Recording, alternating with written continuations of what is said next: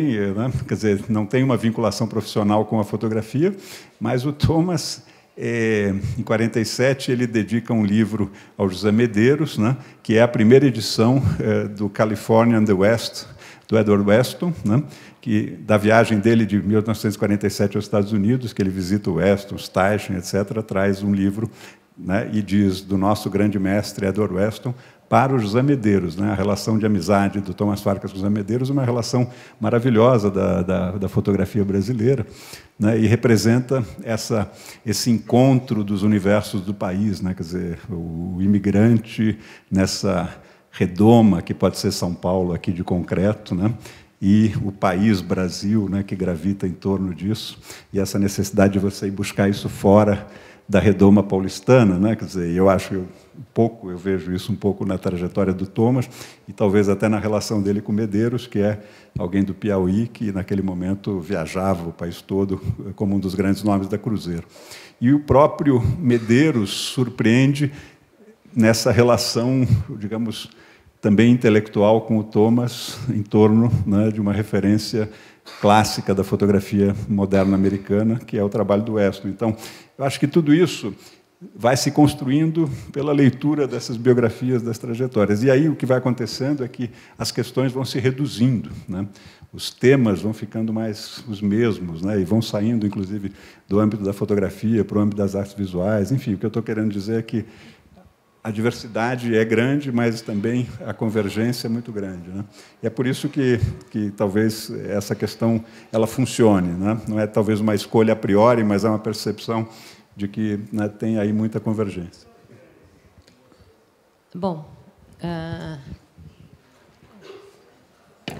abrimos para o público.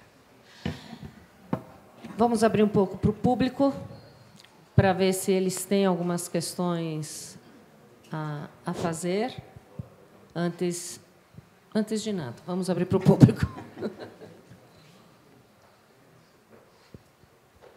Boa noite.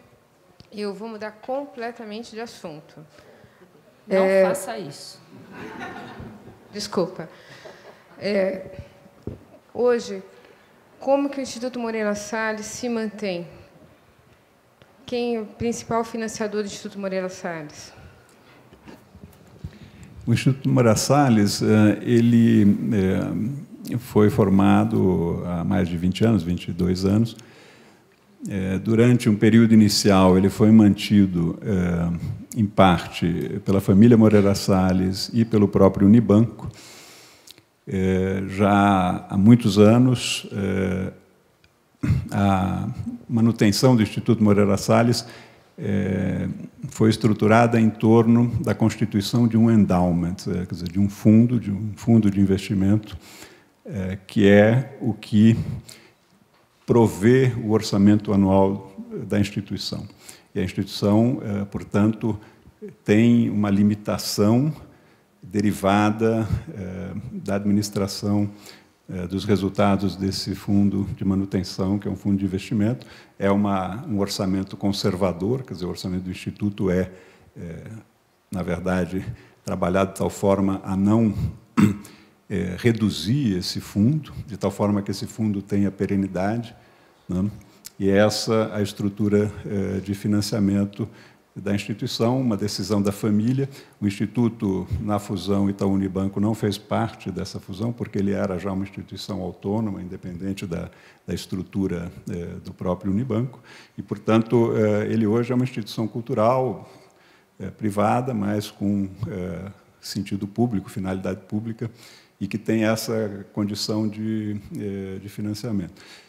O Instituto, nesse momento, está construindo uma nova sede aqui na Avenida Paulista, né, que está em construção, que ficará pronta em primeiro semestre de 2017, e que vai, na verdade, representar um equilíbrio de estrutura em relação ao Rio de Janeiro, né, e ele manterá essa configuração a princípio, quer dizer, São Paulo, Rio de Janeiro, e há um centro cultural em Poços de Caldas, né, e essa é a configuração atual. E, de fato, é a configuração que se pretende para as atividades que a gente vem realizando, mas eu diria que, do ponto de vista de instalações, essa será a configuração.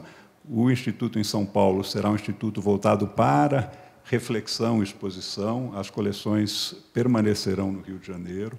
A sede aqui em São Paulo não está estruturada para guarda permanente de coleções, está estruturada para receber exposições em trânsito, etc., mas a estrutura da instituição ela foi mantida dessa maneira. Quer dizer, no Rio de Janeiro é que estão os investimentos em infraestrutura de preservação, arquivo, né, equipes técnicas, e aqui em São Paulo serão 4 andares de exposição, haverá auditório, haverá uma biblioteca, um andar inteiro voltado para a biblioteca, e o foco principal dessa biblioteca será a fotografia brasileira, mas também a fotografia internacional.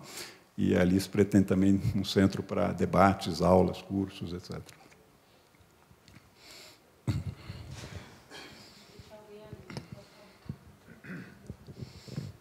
Boa tarde. A pergunta é a seguinte.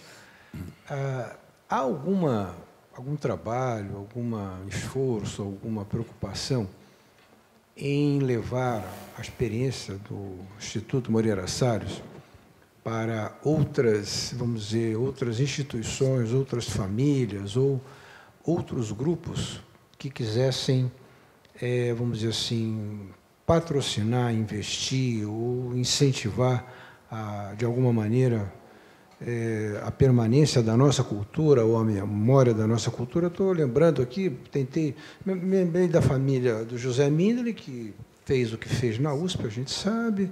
Em Ribeirão Preto tem o José Carlos Figueiredo Ferraz, que tem uma coleção. Tem algumas coleções que estão indo para a Pinacoteca, em Comodato, como do falecido Roger White, hoje dirigida pelo irmão dele, Christopher.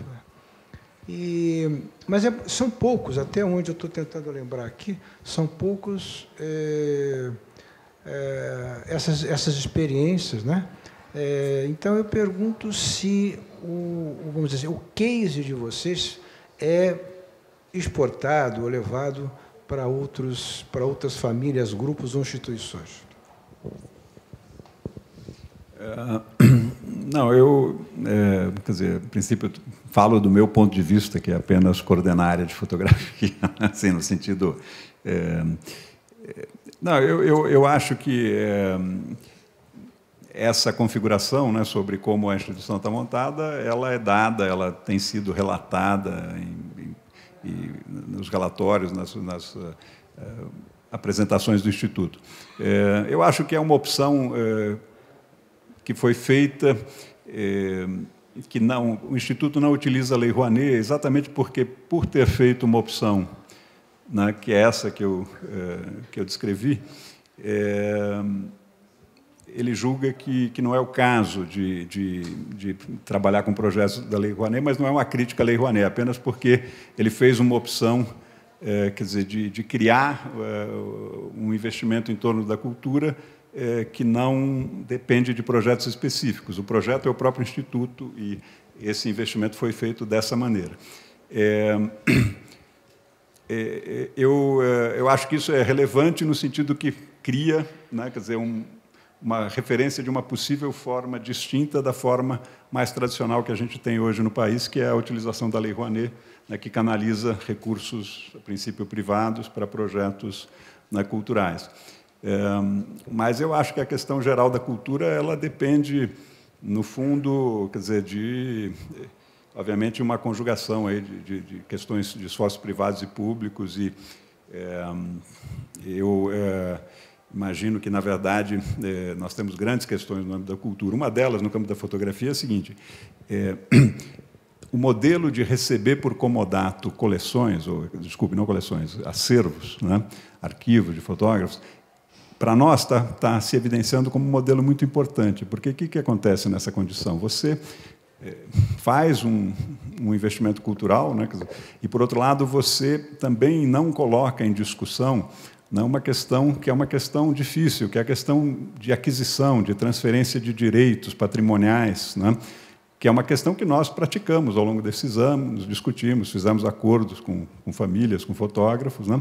Mas essa é uma discussão em torno de um campo de valoração dinâmico, né?